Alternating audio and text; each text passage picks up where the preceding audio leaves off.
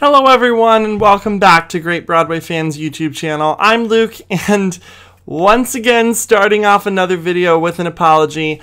I am so sorry for the lack of content that has been going up on this channel. I know it's been over a month since I posted my two videos about Beauty and the Beast and my Dreamcast for the Little Shop of Horrors remake, but I have literally been so busy with work and school again with the brand new spring semester that I've just had no time to film any content whatsoever, and I feel really bad about that because I made the change that this channel would now feature movie reviews, and I have seen some movies between January and the first week of March, although I have to say it is a bit of a wasteland when it comes to movies because the Oscars and the award shows are circling up, and big blockbusters don't usually get released until February on Valentine's Day.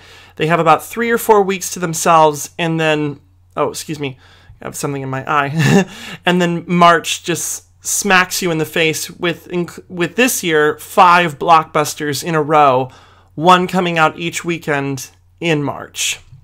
So for this quick little update video, I'm just going to give you a quick review of the 4 movies that I saw between January and February, and then my thoughts on the Oscars that happened 2 weeks ago, I think it was. So, the first movie that I saw in the month of January was actually Hidden Figures, and boy did I love this movie. I am someone who, before I became an English major, was a history major. I have always been fascinated by American history because of the stories that have never been told, I love the fact that that this movie got made because it's a true story about the African American women who helped America get into the space program, and it's been 50 plus years, and now their story is finally getting told. I felt that Taraji P. Henson, Janelle Monáe, and Octavia Spencer were fantastic. I wish that all 3 of them had gotten Oscar nominations, but Octavia Spencer definitely deserved a supporting actress nomination for that movie. And I can't recommend that movie enough. That movie gets a solid A grade scale rating. Now, the second movie I saw in January was Passengers, which was the Chris Pratt, Jennifer Lawrence in space movie. And I'm not going to exaggerate when I say this. This was probably one of the worst films I've ever seen in my life. Because while the production design was absolutely stunning, I mean, the Avalon spaceship was so beautiful. And Jennifer Lawrence gives probably her most likable performance that she's ever given in a movie. But I will not ruin this film if you want to still see it, although I would not recommend seeing it. But something happens in the first act of this movie that completely ruins your entire enjoyability experience. I'm not joking. Something bad happens at the very beginning of the movie and ruins it for the rest of the film. And then the ending tries to justify the horrible thing that happened at the beginning of the movie, and you leave the theater as if you have a horrible bad aftertaste in your mouth from eating something disgusting at a restaurant. And if I had to give Passengers a grade scale rating, it would be a solid D. The only reason it doesn't get an F is because Chris Pratt and Jennifer Lawrence are amazing, talented performers. It's the characters and the actual script that is to blame.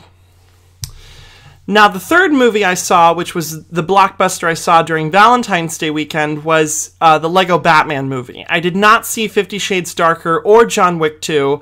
I saw the Lego Batman movie. I saw it twice, actually, because I loved it so much.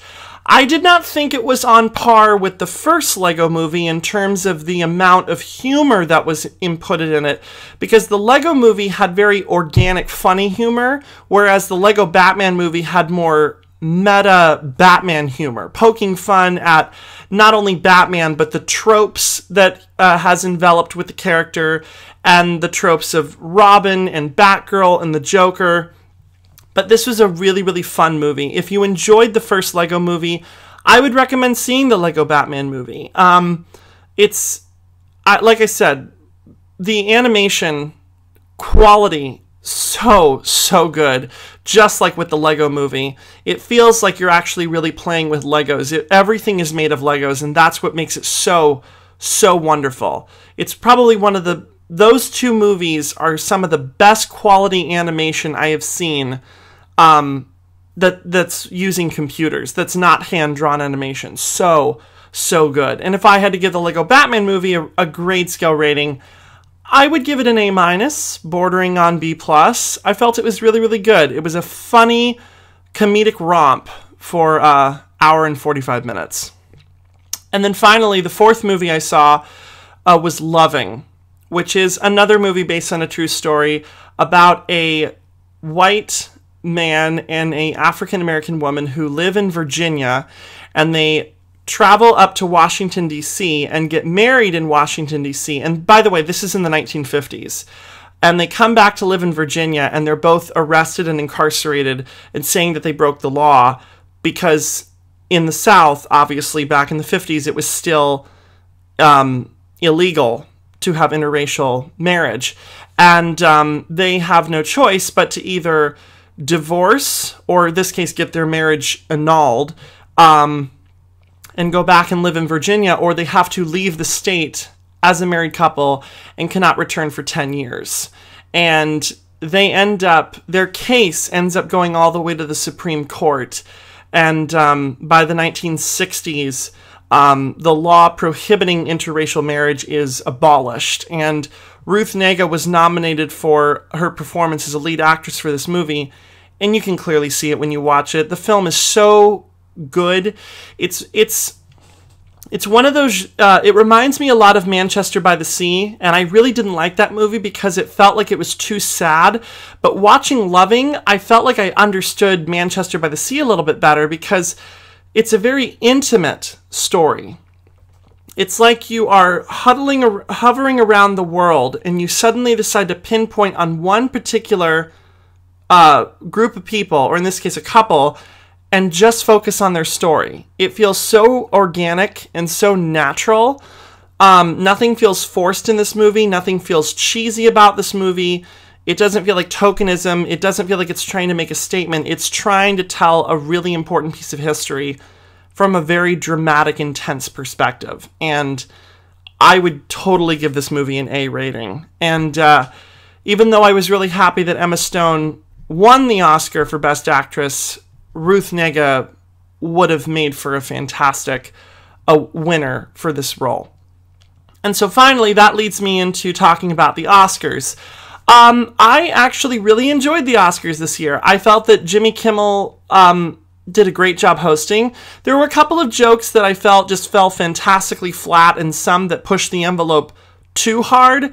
But overall, it was a very fun hosting experience. I know that everybody sort of, the backlash against La La Land is starting to boil and fester among people, which is probably the reason why people were so outraged when it won Best Picture, and then they quickly backtracked and said, oh no, wait, this is the wrong envelope. This is not the movie that won Best Picture, and then they properly gave it to Moonlight. But like I said, I was very happy that Emma won her Oscar. I was so happy that Viola Davis won. I've yet to see Fences. When I see Fences, I'll probably rent it or stream it, and I might review it if it's that good of a movie. But I was so happy that she now has an Oscar. She deserves one. I thought she should have won it for The Help back in 2011. That's one of my favorite movies of all time, period. The things that really made me happy were Fantastic Beasts, The Jungle Book, Hacksaw Ridge, Arrival, and Suicide Squad all won Oscars. That was so crazy. All of those movies, with the exception of Arrival, I saw that I really was so happy that they were winning. La La Land didn't sweep like Titanic or Avatar did. It won 6 Academy Awards that it was nominated out of the 14 nominations, but it didn't win every single category for every single thing it was nominated for. But La La Land is a good movie. It's just not it's not the fantastic movie that's the be-all, end-all when it comes to the Oscar race this year. And Casey Affleck, for his performance in Manchester by the Sea, was really deserving. He sort of went to like a really raw, real place for his performance. And then, of course, I haven't seen Moonlight, but from everything that I've heard about the movie, it clearly deserves Best Picture. So, thank you so much for watching this little update video. Be sure to give it a big thumbs up. Hit the subscribe button. Wow, an update video that's 10 minutes long. Can't believe this is happening. So, 2 new videos are coming your way this week and next week. Obviously, I'm going to be posting my review for Beauty and the Beast when it comes out next Friday, March 17th. But I will also be making a video in between now and then that's a mystery video that I am not going to tell you about. So be sure to tune in, hit subscribe, follow me on social media, links are in the video description, and I'll see you next time.